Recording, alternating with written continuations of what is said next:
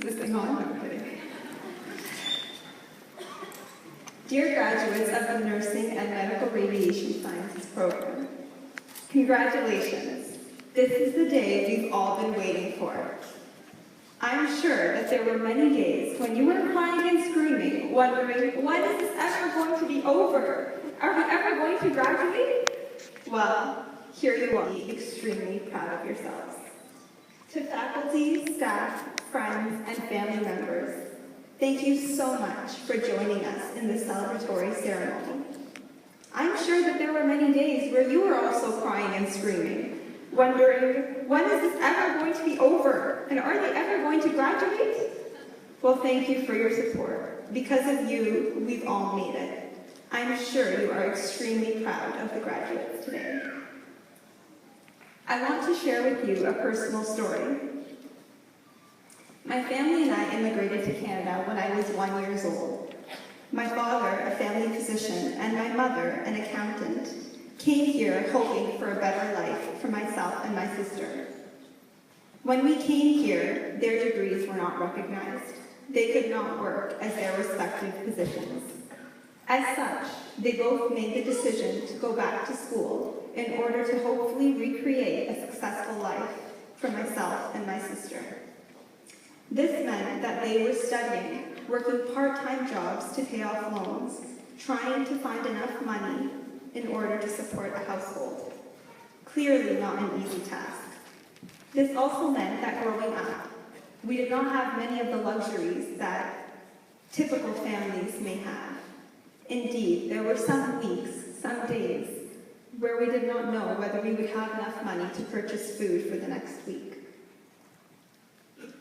When I was in grade 1, my teacher, we'll call her Mrs. P, asked all the students to bring in an item, an activity, a toy, anything to do during free time at school. All around me, people brought various items. Toy cars, talking watches, Barbie dolls, you name it. I looked around, instantly feeling like I didn't belong. I didn't have any of these luxurious items, any of these toys, any of these wonderful things. I returned home and told my parents and my sister. And they did what any resourceful family would do. They made something for me. My mother wrote a bunch of math problems for me to solve. My sister got pictures that I could color, and my father spelling words and other difficult questions that I could work on. I was satisfied. But when I took it to school, again, I did not belong. I was teased and taunted for having just a few papers compared to everything else that everyone had. I went home that day, vowing never to return to school again. When I got home and I shared my experience with my family, they tried to encourage me. My sister gave me a big hug and reminded me how much I loved learning, how much I loved school. But this did nothing. So what? I cried. Who cares about learning? Who cares about school? I'm never going back. Then, my father told me something. You know, Marina, he said, I'm the oldest person in my class. Sometimes people make fun of me because of my age, because I don't belong. Then my mother pitched in. Sometimes people make fun of me too. I don't always belong because my English isn't as fluent as everyone else's. I'm still learning as well. I looked at them with a childhood innocence, and I asked them, then why do you ever go back to school? My mother began first, because learning never stops. And then my father, because your education is something no one can ever take away from you. I'm not sure if I really understood what those words meant at the time, but it comforted me. Knowing that my parents could endure so much made me feel like I could go back to school as well. A few days later, Mrs. P announced yet another situation. Today, during show and tell, we were to bring up our most prized possession and explain why it was important to us. The winner would get a gold star. A little boy went up first. This is my toy watch, he showed us. It talks and it makes cool noises. I can tell you what time it is. He tapped down. It stopped. Next, a little girl went up. She held up her Barbie. "This is my Barbie," she said.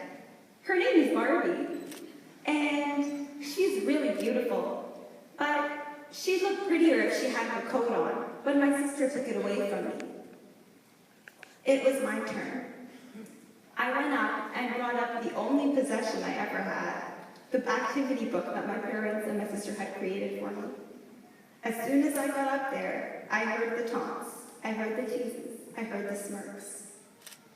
As soon as I began talking, the little boy with the talking watch yelled, "What's so special about those papers?" This time, I held back any tears. I smiled smugly and I said, "Because learning never stops, and my education or my learning is something no one can ever take away from me." I went home that day proud and with a golden star.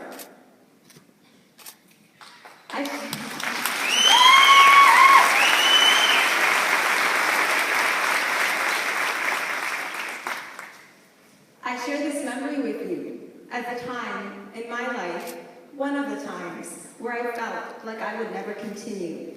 It was too hard. There were too many challenges. I'm sure each of you can think of a similar time, a time where you were challenged, where you were faced with an obstacle, where you thought that it was too hard, or that you would never be able to continue. But here you are today, your convocation, the day you've all worked so hard for. As my parents once said to me, now I say to you, your learning never stops, and equally, if not more important, your degree, your education is something that no one can ever take away from you. You ought to be extremely proud of yourselves. Years ago, we all came to McMaster from various parts of the world, perhaps, various lives, various things we've been leading. I remember walking around McMaster, wondering where on earth IHS was, only to realize that it stood for Institute for Applied Health Sciences. I remember staring at my schedule, wondering what time TBA stood for, only to realize that it was to be announced. I'm sure you all remember obsessively clicking log in, log in, log in at midnight on Solar, hoping that once, just once, you would be able to get on at midnight to choose your courses before anyone else. And it never happened, by the way. People often ask me why I choose McMaster. There's something truly special about this institution. Is it that tempting smell of willy dogs that you smell when you walk by the student center? Is it those comfy chairs in health sciences that just encourage you to take a nap when you really should be studying? Or those friendly people at Tim Hortons who smile and sometimes sing when you order a coffee or a tea in the morning? Or the wisdom, the support that the faculty provide to all the students? Or those Lake McMaster memes that everybody makes when it rains like crazy? As Julie Andrews would say, these are truly a few of my favorite things. I want you all to appreciate how far you've come. Small joke. Your years of undergraduate degree may be over, and ahead of you lies a clean, open slate. I'm sure this time comes with anxiety about the unknown, but also excitement about the future. I want you all to think back to your first set of undergraduate exams. How stressed was that? Anyone remember chugging caffeine, hoping to stay up until 4 a.m. to study that last-minute bullet point or that PowerPoint slide? Or what about meticulously altering those page margins so that you could adhere to that 7-page limit? And it also never worked. Now, think about where you are now. How much knowledge have you gained? How many powerful and wonderful skills have you acquired? How many tears, laughters, and smiles have you shed? How many friendships have you formed? How many long-lasting memories have you acquired? I urge you to reflect and to remember this, as these are moments you will truly never forget. Dear fellow graduates, it is often said that we are the future of tomorrow. I want to challenge this and say that we are the hope and people of the present. Your years of studying, for now, may be over, but ahead of you lies a clean, open slate. Some of you may continue to study. Some of you may carry on into the workforce. Others may travel. Others may engage in various other activities. But whatever you choose to do, always remember that you are a person who can make a unique and powerful difference.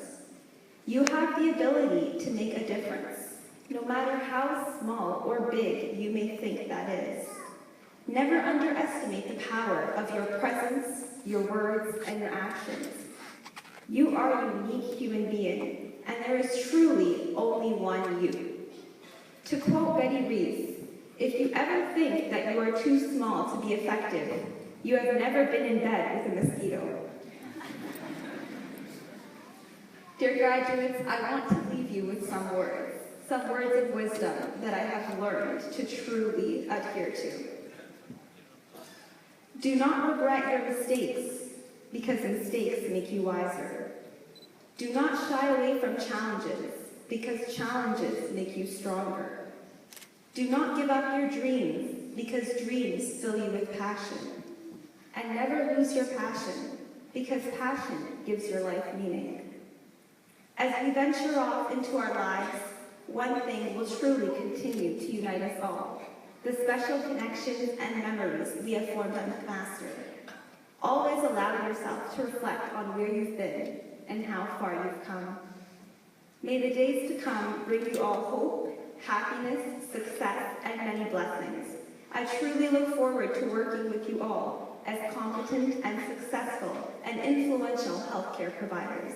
Congratulations, graduates of 2015.